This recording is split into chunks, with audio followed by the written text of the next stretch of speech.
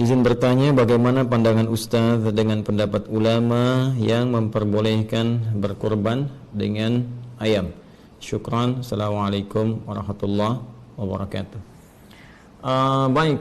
Memang ada beberapa ulama yang berpandangan demikian, khususnya yang dinisbatkan kepada Imam Ibnu Hazm ya, Al-Andalusi rahimahullah, yang wafat tahun 456 Hijrah, dan diikuti kemudian setelahnya oleh Ibnu Mubarrid yang wafat tahun 909 Hijrah.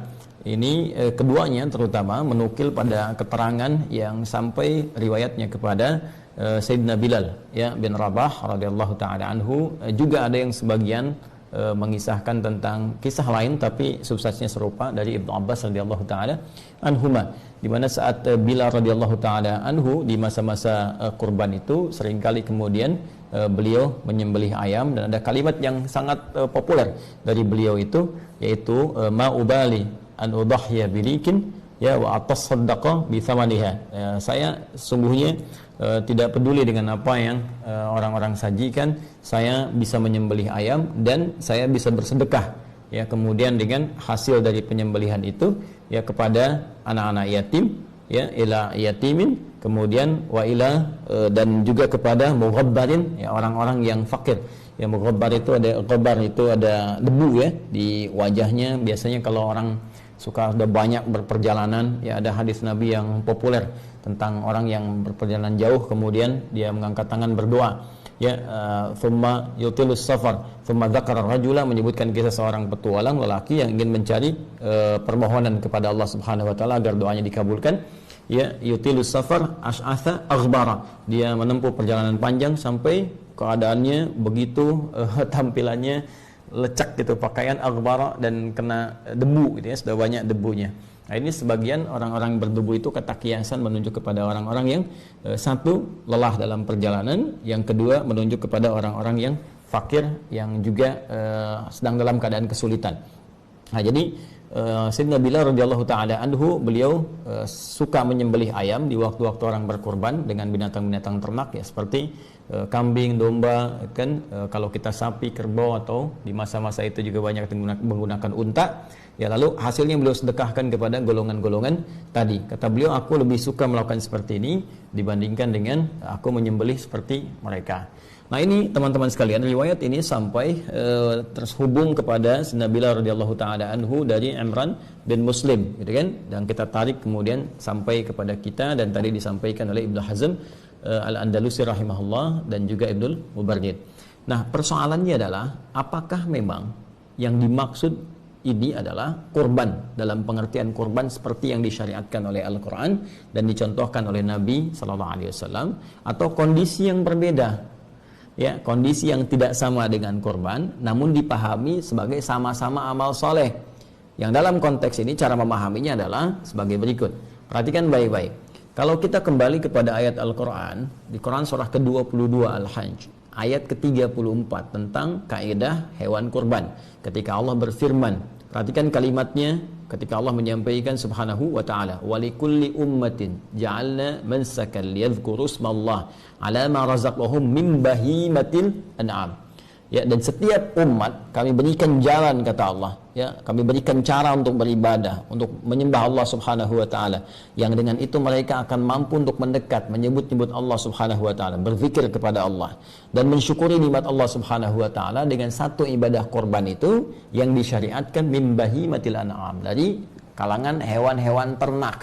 Jadi spesifikasinya jelas. Karena itu Al-Imam Al-Ghazali bahkan memberikan keterangan yang sangat ringkas tapi padat. Hewan kurban itu, kata beliau, jenisnya mesti jelas, sifatnya mesti jelas, kadarnya mesti jelas. Di antara jenisnya yang spesifik yang jelas itu, apa itu? Bahimatul an'am, yaitu hewan-hewan ternak. Sehingga hewan ternak ini menjadi ijma' di kalangan ulama, ini yang hanya boleh sebagai kualifikasi hewan kurban. Ya, kalau kita kemudian urutkan tadi, unta yang populer menjadi hewan ternak, kemudian sapi, kemudian kerbau, kemudian kambing, domba, sejenis itu saja ya. Jadi spesifik yang diternakan memang untuk dikonsumsi, yang kualifikasi dagingnya sifatnya bisa bermanfaat untuk orang-orang banyak ya. Jadi dalam konteks ternak ini bukan hewan-hewan biasa.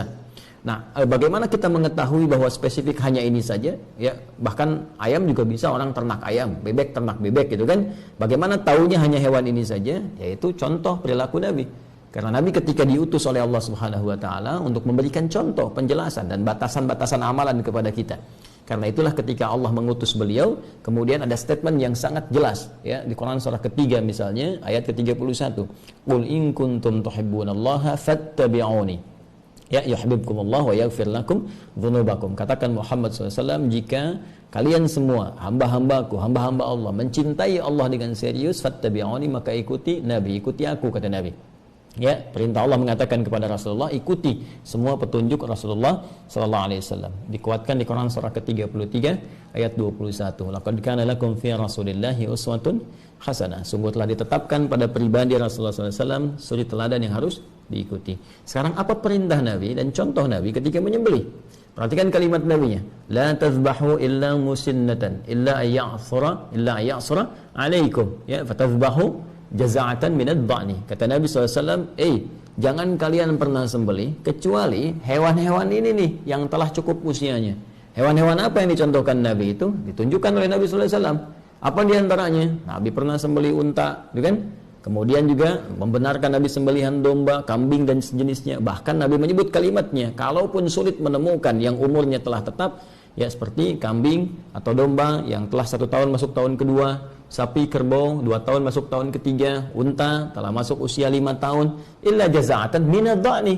Ya, kalau kalian kesulitan menemukan yang berumur ini, maka nggak apa-apalah, kata Nabi itu yang di bawah itu, ya dari kalangan apa? Disebutkan langsung seperti kambing, ya, baik, atau domba dan sejenisnya. Nah, jadi ini menunjukkan bahwa kurban yang dimaksud terbatas pada hewan ternak tertentu dan tidak di luar konteks yang ini. Adapun kebiasaan Sayyidina Bilal radhiyallahu taala anhu, beliau sahabat Nabi, tapi juga dilihat kualifikasi sahabat Nabi kan macam-macam. Ya. Contohnya apa? Contohnya dari segi harta benda misalnya. Hartanya Utsman kan luar biasa banyak. Abdurrahman bin Auf luar biasa banyak. Umar sangat lebih daripada cukup. Abu Bakar juga demikian. Karena itu mudah bagi mereka untuk berkorban menggunakan unta sekalipun. Ya, cuma Bilal kan radhiyallahu taala anhu punya keterbatasan dalam harta. Karena itu aktivitasnya lebih terkonsentrasi ke masjid. Ya kan? Karena keterbatasan ini beliau ingin seperti yang lain korban, ya, menggunakan hewan-hewan ternak. Cuma mampunya pakai ayam, ya. Karena itu beliau ingin memberikan contoh teladan pada kita semua. Walaupun kita nggak bisa berkorban seperti yang lain-lain itu, minimal kita ambil spiritnya untuk berbagi, berikhtiar untuk mendapatkan ridha Allah Subhanahu wa taala. Walaupun nggak masuk kualifikasi kurban seperti yang lain-lainnya itu, minimal kita punya niat untuk berbagi. Nah, sifat berbagi itulah yang dicontohkan oleh Sayyidina Bilal dengan menyembelih ayam dan dibagikan. Sehingga beliau memberikan sebuah kalimat yang seperti satir gitu ya, sindirannya sangat dalam. Ya, daripada orang-orang kemudian berkorban dengan yang besar-besar tapi caranya keliru atau ada niat yang salah atau nggak benar. Ya, hasil korupsi dipakai untuk korban, gitu kan? Hasil nipu dipakai untuk korban, ya, atau berkorban dengan cara yang tidak ikhlas. Akan lebih mulia seperti ini, menyembelih yang kecil-kecil tapi kemudian dibagikan dengan cara yang ikhlas. Tapi cara berpikirnya pun mesti benar. Kalau bisa berkorban dengan cara yang lebih bagus, niatnya ikhlas, maka ini lebih baik. Ya, dan kalaupun belum punya kemampuan, maka tirulah sahabat Bilal bin Rabah radhiyallahu taala anhu yang berusaha kemudian menabung walaupun dapatnya ayam untuk berbagi. Maka Anda bisa tiru sekarang. Saya nggak bisa beli kambing nih, tapi mungkin uangnya cukup untuk sedekah.